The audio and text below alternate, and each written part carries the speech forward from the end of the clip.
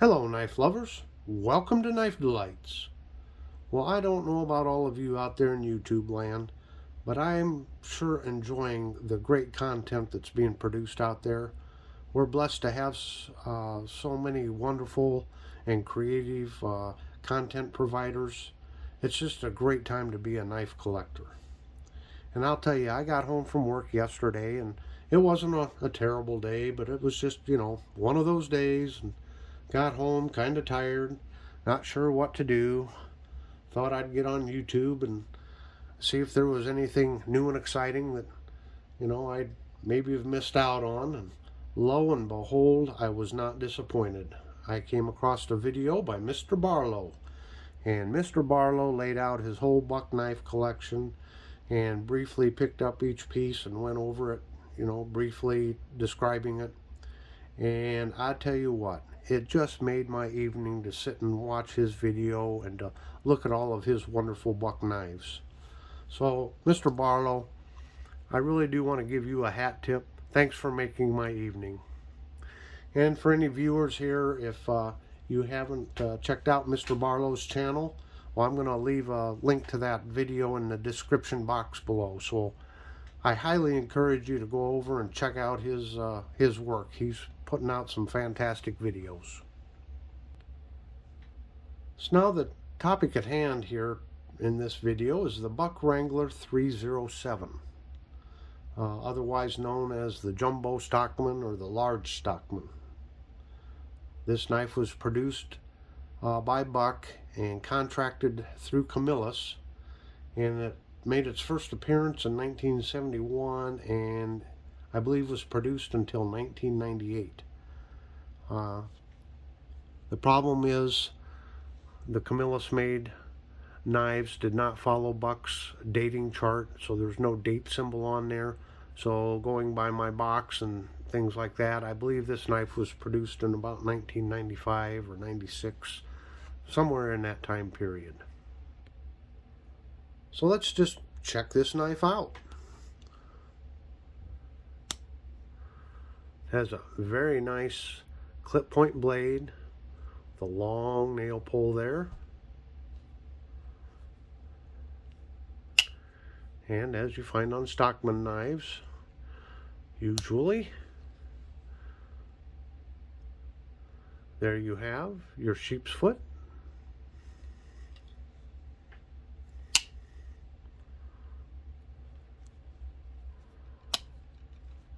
Turn it around the other way, get the right blade out here. And then you have your spade blade. So the overall length of the knife is 4 1/4 inches, which is about 1/4 inch longer than their standard Stockman, which I will bring into the shot here. This is the Buck 301, and this one was actually manufactured by Buck.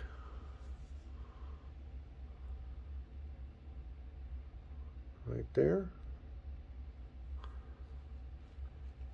And I didn't look it up. I got this in like 2018 or something like that. So this is a fairly new knife.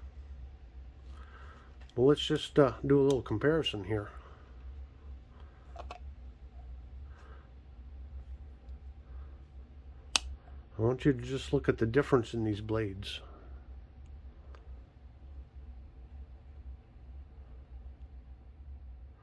Look at how tall that clip point blade is compared to the standard Stockman blade. And also, while we're looking at it, the older Stockman knives put out by Buck had a full flat grind, and at some point, maybe when Buck started making their own Stockmans, they started to put a hollow grind on the blade.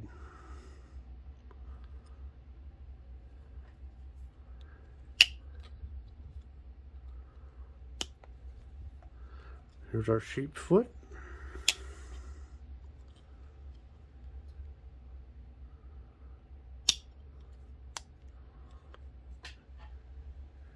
And once again,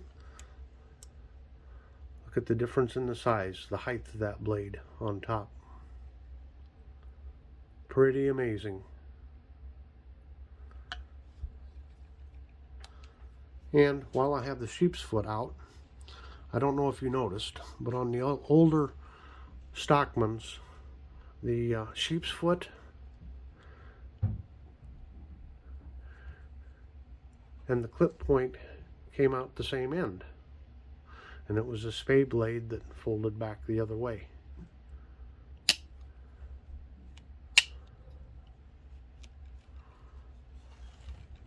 As you can see on this knife, the sheep's foot is the one that folds out the other way.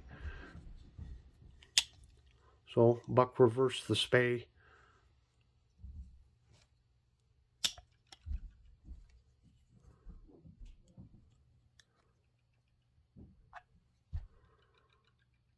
So there you go. One of the reasons I was told is, your spay blade was always kept the sharpest. That was the blade you only used for one purpose, and that was for the castrating of the animals. So that, so since you're basically doing a surgical procedure, you want to make sure that that one always stayed ultra sharp. So that left your first two blades for you to use for your other tasks. So that's the difference in size. Let's check out a weight difference here.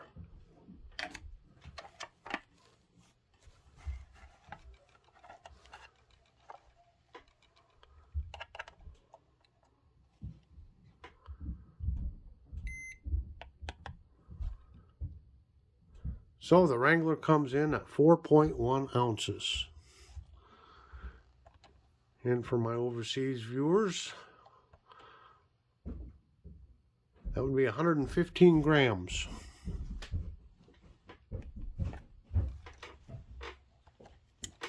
And the normal Stockman comes in at 3 ounces. So quite a bit of weight difference.